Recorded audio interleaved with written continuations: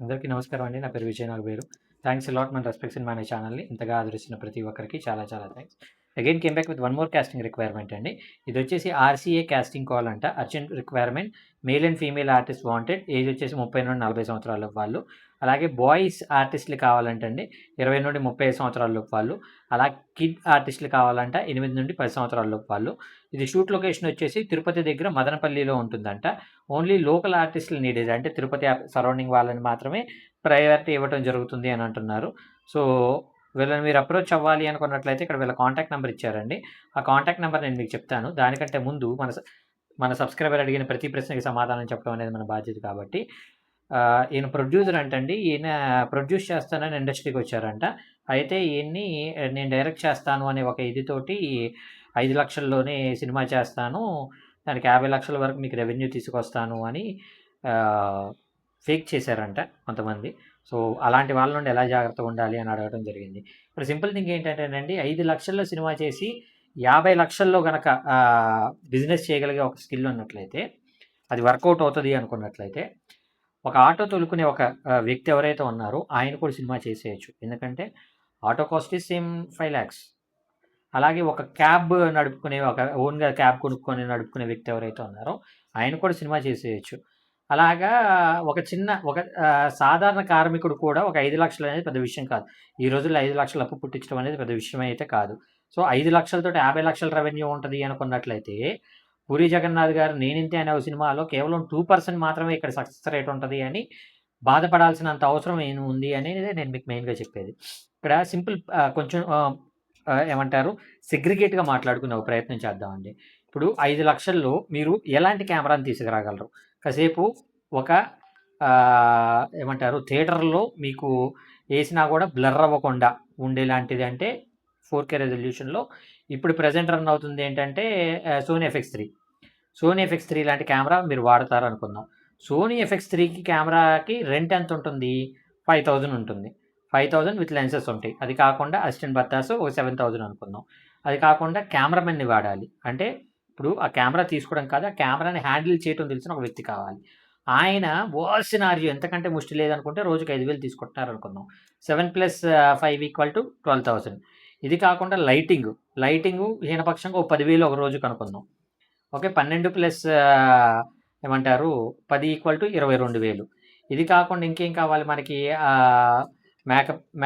ఆర్టిస్టులు కావాలి. ఆర్టిస్టులు సరే ఒక్కళ్ళు కూడా రూపాయి కూడా రెమ్యునరేషన్ లేకుండా చేసే అంత మంచోళ్ళు మీకు దొరికారనుకుందాం. కానీ అక్కడ కనీసం టీ, కాఫీ లేదంటే భోజనం ఇలాంటి ఖర్చు. సెట్‌లో హీనపక్షంగా ఇంతకంటే తక్కువ లేరంటే ఒక టీవీ సీరియల్‌కే 50-60 మంది ఉంటారు. అలాంటప్పుడు మీరు అదే మూవీకి కూడా ఒక 30 మంది అనుకోండి. సరే, ఇది వెరీ లో బడ్జెట్ మూవీ కాబట్టి 30 మంది అనుకుందాం. 30 మందికి భోజనాలకి ఒక రోజుకి హీనపక్షంగా ₹100 చొప్పున వేసుకున్నా గానీ, ₹100కి అసలు అవ్వదు, ఇంపాసిబుల్. సరే, ఒక 200 అనుకుందాం. 200కి ఏది పొద్దున బ్రేక్‌ఫాస్ట్, మధ్యాహ్నం లంచు, ఈవినింగ్ స్నాక్స్, మధ్యలో టీ, కాఫీలు ఇన్నైతే రావు. కానీ అనుకుందాం 200 అని. సో 30 × 200 = 6,000 ఒక రోజుకి. ఇందాక మనం వేసిందంతా 22 + 6,000 = 28,000. ఇంకా ఈ ప్రొడక్షన్ వాళ్ళకొచ్చిన ప్రొడక్షన్ ఎవరైతే చేస్తారో వాళ్ళకి డబ్బులివ్వాలి. మేకప్ వాళ్ళకి డబ్బులివ్వాలి. ఇలాగ మనం చెప్పుకుంటూ పోతే చాలా ఉంటాయి. సో ఇందాక మనం వేసింది 28,000 అనుకుంటే, హీనపక్షంగా ఒక రోజుకి ఇంతకంటే వర్స్ట్ లేదంటే ఒక ₹1,00,000 అనుకుందాం. అంటే మీరు 5 రోజుల్లో సినిమా చేసేయగలరా? ఇది ఓన్లీ షూటింగ్ ఎక్స్‌పెండిచర్. ఇది కాకుండా మీరు ఎలాంటి రైటర్‌ని పెట్టుకోగలరు? సరే, డైరెక్టరే రైటింగ్ చేశాడనుకుందాం. డైరెక్టర్‌కి ఏ పేమెంట్ ఇవ్వలేదనుకుందాం. డైరెక్షన్ డిపార్ట్‌మెంట్‌కి ఏ పేమెంట్ ఇవ్వలేదనుకుందాం. రైటింగ్ టీమ్‌కి ఏం పేమెంట్ ఇవ్వలేదనుకుందాం. మిగతా క్రాఫ్ట్స్ ఎందుకు ₹1,00,000 రోజుకంటే 5 రోజుల్లో షూట్ చేస్తే మీ సినిమా అయిపోతుందా? అవ్వదు కదా! హీనపక్షంగా వరస్ట్ సినారియో అంటే ఒక ఓటీటీ ఇలాంటి సంస్థ తీసుకోవాలి అంటే మీరు 15-20 రోజులైనా మినిమమ్ షూట్ చేయాలి. 15-20 రోజులు షూట్ చేశారనుకుందాం. 20 × ₹1,00,000 వేసుకోండి. 20 లక్షలు ఖర్చు అవుతుంది. అలాంటప్పుడు మీకు 5 లక్షల సినిమా చేస్తానని మీరు ఎలా నమ్మారు? 5 లక్షల్ని 50 లక్షలు చేస్తానంటే ఇంకా ఎలా నమ్మారు? 5 లక్షల్ని 50 లక్షలు చేయగలిగినోడు 5 లక్షల కోసం మీ దగ్గరికి ఎందుకు వస్తాడు? నేను మన వీడియోలో చాలా క్లియర్‌గా చెప్పేది ఏంటంటే, మినిమమ్ థియేటర్ మూవీకి వెళ్ళాలి అంటే 50 లక్షలు మీకు కంపల్సరీ ఉండాలి. 50 లక్షలు ఓన్లీ మేకింగ్ ఉండాలి. ఆ తర్వాత మీరు పబ్లిసిటీ చేసుకోవడానికి ఇంకో 20-30 లక్షలు కావాలి. ఆ తర్వాత మీ అదృష్టం కొద్దీ ఎవరైనా బయ్యరు, ఎగ్జిబిటరు, డిస్ట్రిబ్యూటర్ మీకు తగిలినట్లయితే వాళ్ళు కొంత ఖర్చు పెట్టుకొని దాన్ని రిలీజ్ చేస్తారు. కొన్ని థియేటర్‌లో రిలీజ్ చేస్తారు.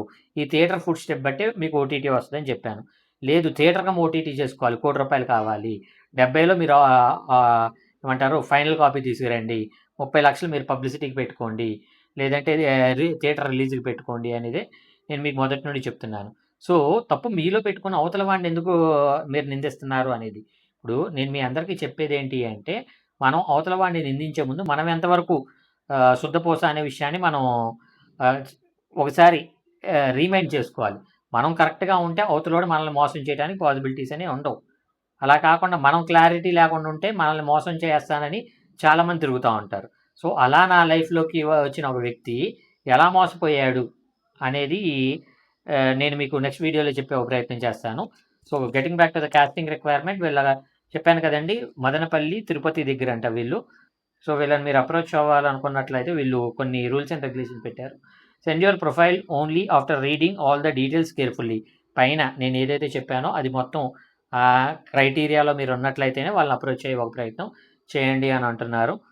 అలాగే we will contact only shortlisted candidates after reviewing profiles. మీరు గనక మా పర్టిక్యులర్ క్యారెక్టర్ మీరు ఆప్ట్ అవుతారు అనుకున్నట్లయితే మాత్రమే మేము మీకు కాల్ చేస్తాము. లేదంటే కనీసం మీకు రిప్లై మెసేజ్ కూడా ఇవ్వము అని అంటున్నారు. సో, మీరు ఆ క్రైటీరియాలో ఆప్ట్ అవుతారు అనుకున్నట్లయితే వీళ్ళని అప్రోచ్ అవ్వడానికి వీళ్ళ కాంటాక్ట్ నెంబర్ వచ్చేసి 911055211715. I repeat 9110521715. డిస్క్లైమర్ అనేది మీ అందరికీ తెలిసిందే కదా! నేను పెట్టే ఏ పర్టిక్యులర్ కాస్టింగ్ రిక్వైర్మెంట్‌కి నాకు ఎటువంటి వ్యక్తిగతమైన లావాదేవీలు లేవు. వీళ్ళెవరో కూడా నాకు తెలీదు. వీళ్ళలో ఎవరైనా మిమ్మల్ని డబ్బులు అడిగినా, మోసం చేసే ప్రయత్నం చేసినా నమ్మకండి, మోసపోకండి, జాగ్రత్తగా ఉండండి. వీడియో నచ్చిందా? లైక్ చేయండి. వీలైనంత ఎక్కువ మందికి షేర్ చేయండి. ఎవరైతే సబ్స్క్రైబ్ చేసుకోకుండా చూస్తున్నారో please do subscribe. Thank you and all the best.